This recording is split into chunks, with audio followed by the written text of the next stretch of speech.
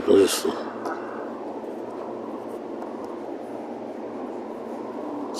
Sigue.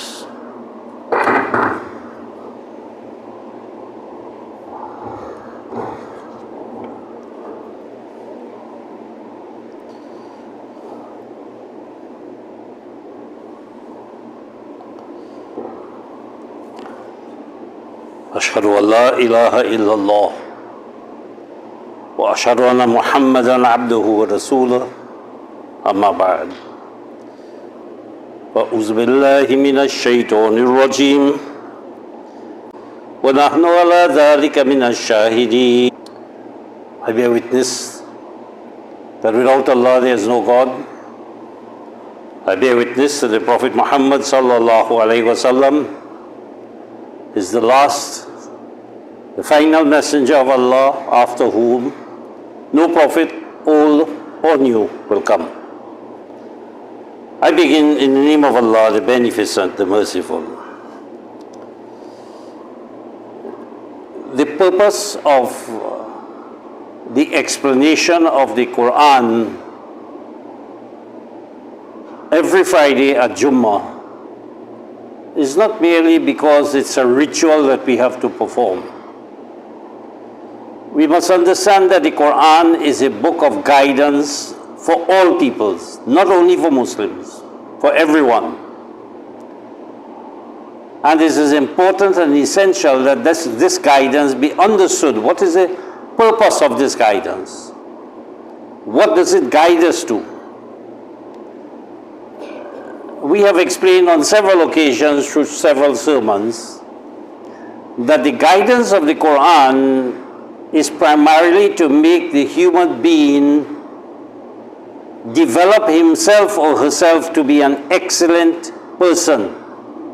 And if everyone does that, there will be an excellent community, society, family, nation, excellent world. We find in today's world, in order to make the world excellent, the approach and the attitude is to get rid of all the wicked and crooked people, kill all of them, whoever it is, whatever religion, whatever race, whatever nation. But we don't realize that perhaps if we set out to kill others that we think are wrong and bad, we may be the wrong ones. We may be the bad ones. And therefore the focus of the Quran is on the individual to say, look, I need to guide myself. I need to develop myself to be an excellent person. How can I do that? And that's why the Quran has a different approach in the way it presents itself as a scripture. And a scripture means that which gives a prescription. Just as when you are ill, you have a prescription that you take, and then you take the result of that prescription, what is prescribed there, the medication, or whatever instructions are given, and then you make yourself whole once again. The Quran tells us that human beings are wont and inclined towards not being good. And therefore they need certain strengths, they need certain ideas, they need certain methods in order to make themselves better. If they are bad, they can make themselves good. They can change. If they are good, they can make themselves better. Excellence has no limit.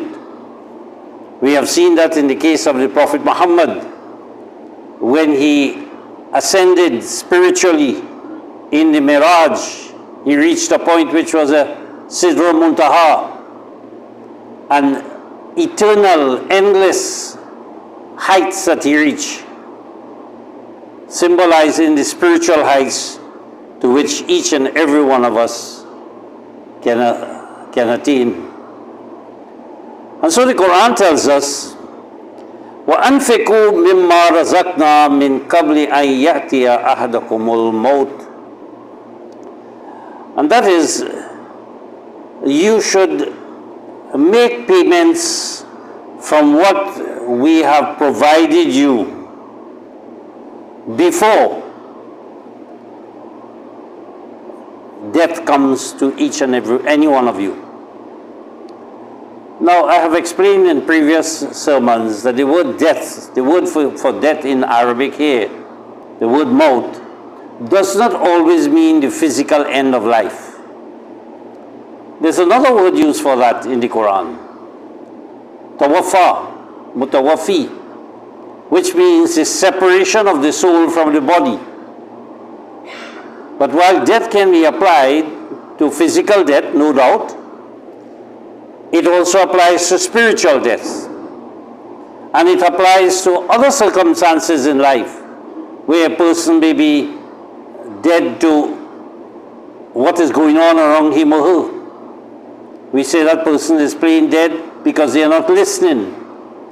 They are not paying attention. And so the Quran says that you should adopt an attitude of giving from the resources that Allah has provided us with before a situation comes when you find that you are incapacitated. And that can take several situations. A person may become ill. A person may suffer some kind of accident.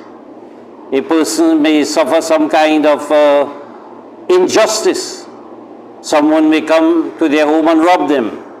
Someone may come, a hurricane, a wind, fire may break out, and there are so many circumstances that come that make us incapacitated. It lessens our ability and power. It even makes us depressed.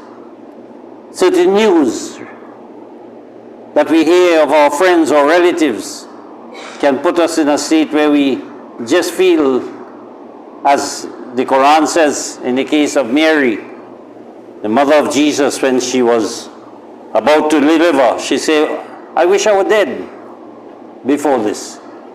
Not meaning that death come upon me, but I wish I was senseless, that I couldn't feel all of this pangs and agony of pain. So the Quran says that when a situation arises in which we feel incapacitated, then we remember God and say, you know, Allah has given me so many resources and I didn't remember to spend out of it. I didn't remember. So the Quran is giving us a reminder indicating that we must remember that.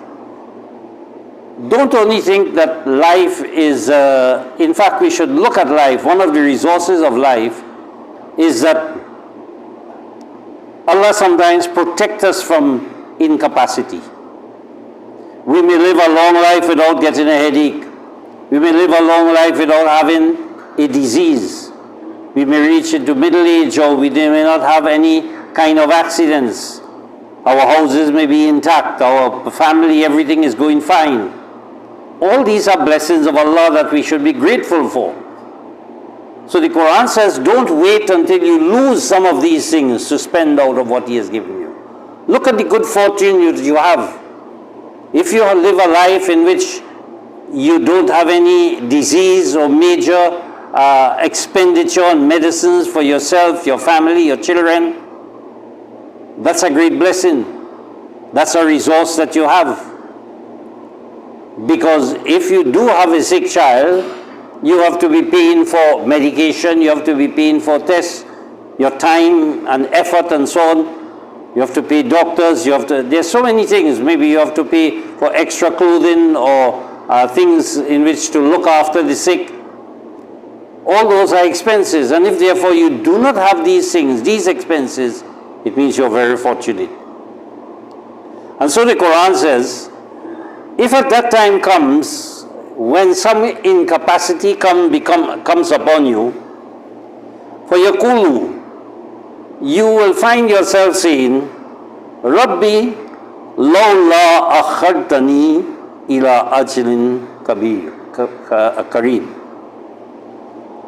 Oh my nurturer, now we are turning to God because of our challenges. Oh Allah, if you give me just a little more a next chance. Give me a second chance. Give me a little more. فَأَصَدَّقَ وَأَكُونُ مِنَ الصَّالِحِينَ. I will give in charity. I will do this, I will do that. People make promises when they find themselves faced with challenges. Oh God, if you remove this affliction from me, oh God, if you do this for me, I will do this, I will do that. Nothing is wrong with that. One can make these commitments and promises, but one must fulfill them. It is important to fulfill them. And so, the Quran provides for us the opportunity of making payments. And these payments can take different forms, different categories. Basically, it is divided into two. There are two kinds of paying. One is called zakah. And zakah means paying into a collective fund.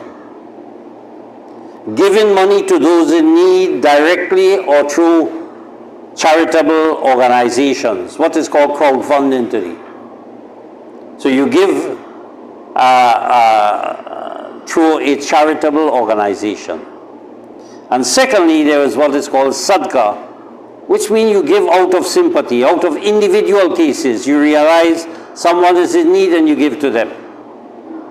Now you can see from the way in which the Quran presents its arguments how important this approach to paying and spending is. Because if someone has a major catastrophe, they have lost a limb, they have lost a house, they have lost whatever it may be, they have lost. And I go individually and give them something, it may help. It can help. But if everybody pooled together their small resources, it can make a larger amount and help better, help in a greater way. Both ways are essential. To give a small amount. Some years ago, I recall a very rich person had his entire house and business burnt down. He was not of the Ahmadiyya movement. And the youth movement, the Ahmadiyya youth movement had some funds. So they decided to give him from the little funds they have. I was asked to give that money to the individual. When I went there, he said, no, I'm a rich person, I can't accept zakat. I said, but your entire house is burned down, your clothes are burned down. Even if you get insurance, you don't have the taxi fare to go to, in those days where he was living in a village, to San Fernando, to the town, to fix your business, or it can use it to buy a suit of clothes that you can carry on and start to build back. And after explaining this to him, he accepted it. And he built back the business many times more. So small amounts can help, no doubt, but at the same time, it is more effective when we collect things together. We have our mosque, for example, and we have our anjuman, and there are expenses. Besides the building, you have lights, you have water rates to pay, in some cases insurance, so you have other things, other facilities that have to be, internet connections, all of these things.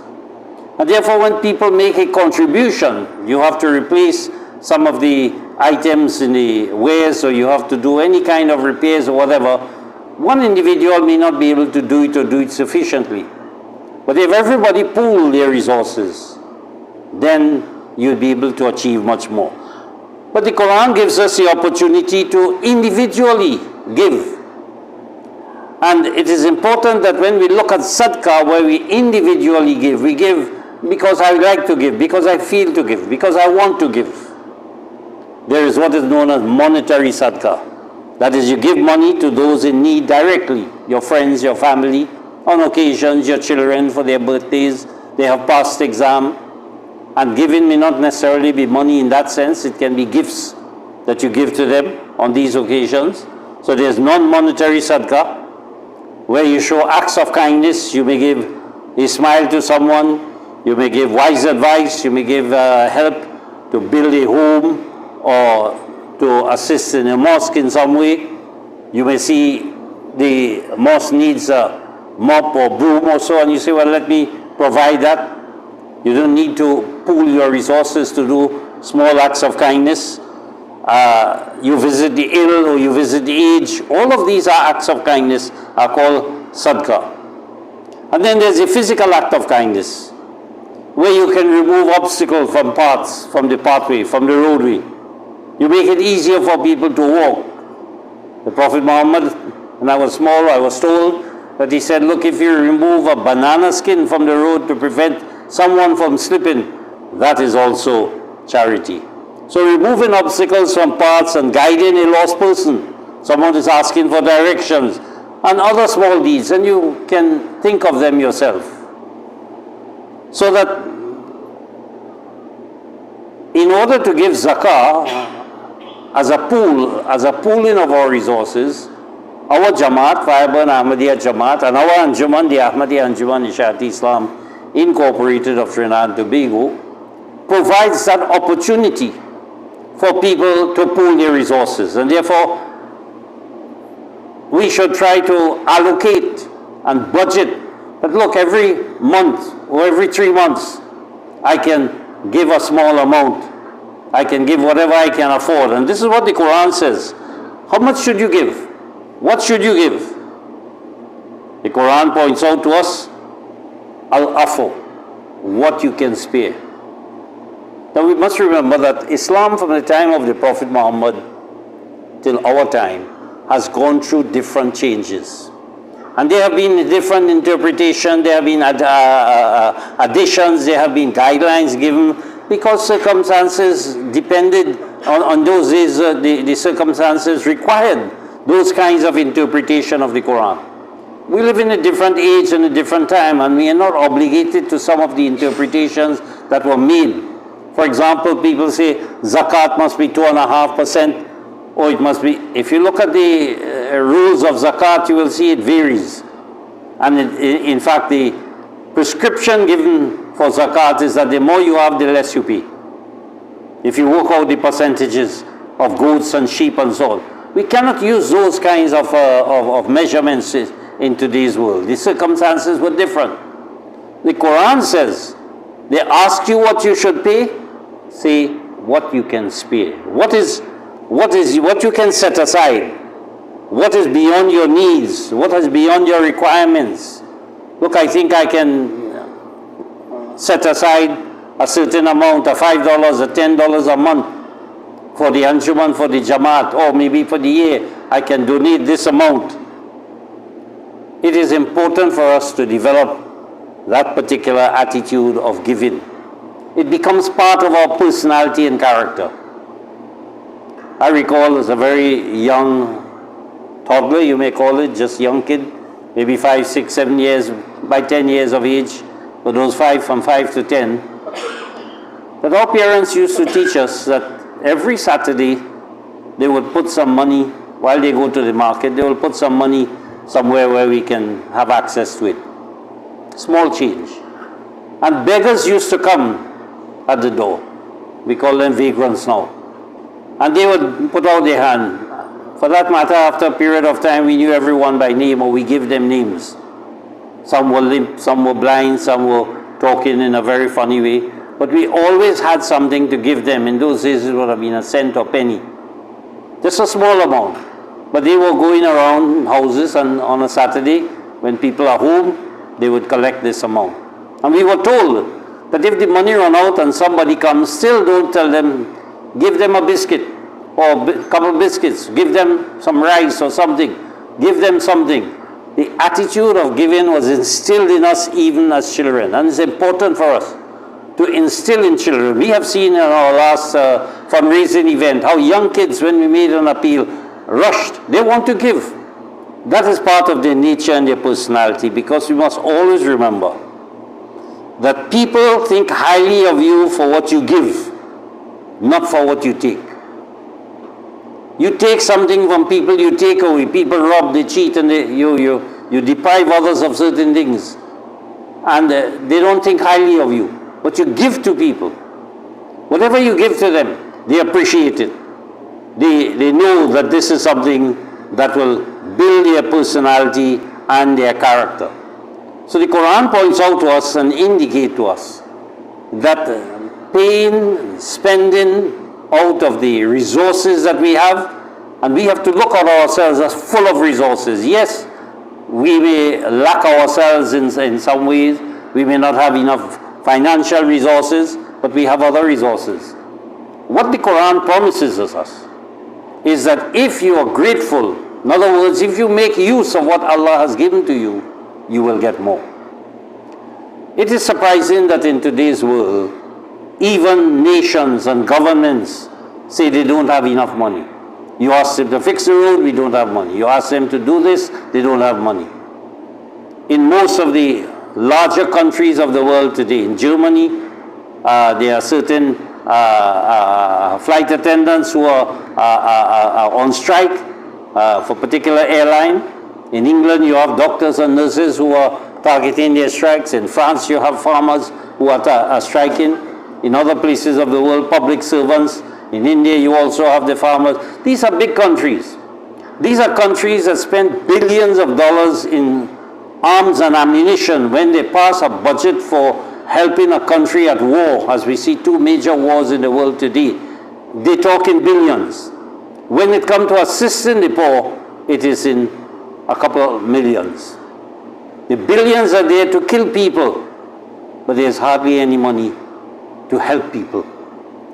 So that the money you spent in arms and ammunition could be transferred to pay your staff, to pay your doctors and your nurses and your public servants and so on. Everyone says no, that they cannot afford it, but you will see money being wasted in other ways. I'm sure you must have seen a lot of things on TikTok, on Facebook, and Instagram and so on, indicating on YouTube, all of these, how many countries in the world, politicians particularly, and other people, wealthy people, who are wasting their resources or putting it in a different way than assisting and helping people. People spend billions or millions in just an election to elect themselves as president or prime minister or some particular office. They spend a lot of money to do that in advertisement, TV advertisement. You look at it, it seems as if elections nowadays is based upon the amount of money that you can raise rather than the amount of votes or the amount of popularity. The polls will show how effective you would be in winning an election. So that is important and is essential for us, not to wait until circumstances should put us into a very disadvantageous position, but always keep favor with Allah. Always be in favor with God, that He is pleased with us, that we are helping in some way. Either we are helping ourselves, we are helping our family, we are helping our neighbors, or we are helping our Jamaat, we are helping our Anjuman, we are helping the cause of Islam and the propagation of Islam. That is the simple message of the Quran, and that is how the Quran approaches itself in guiding people to have excellent character and personality. Barakallahu lana wa lakum fil Quran al-Azim wa nafa'ana wa iyyakum bil ayati wa zikril hakim. Innahu ta'ala jawadun kareem malikun barurufur rahim.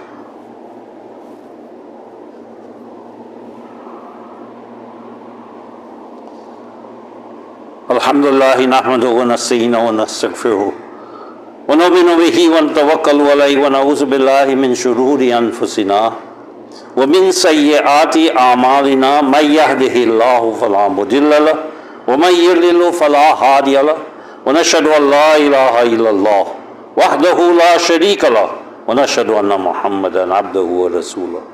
Allahumma salli ala Muhammad wa ala ali Muhammad kama sallaita ala Ibrahim wa ala ali Ibrahim innaka Hamidum Majid. Allahumma barik ala Muhammad wa ala ali Muhammad kama barakta ala Ibrahim wa ala ali Ibrahim innaka Hamidum Majid. Inna Allah ya'muru bil adli wal ihsani wa ita'i zil qurba wa yanha 'anil fahsha'i wal munkari wal baghi ya'izukum la'allakum tadhakkarun. Uzkurullaha yazkurkum wad'uhu yastajib lakum wa la zikrullahi akbar.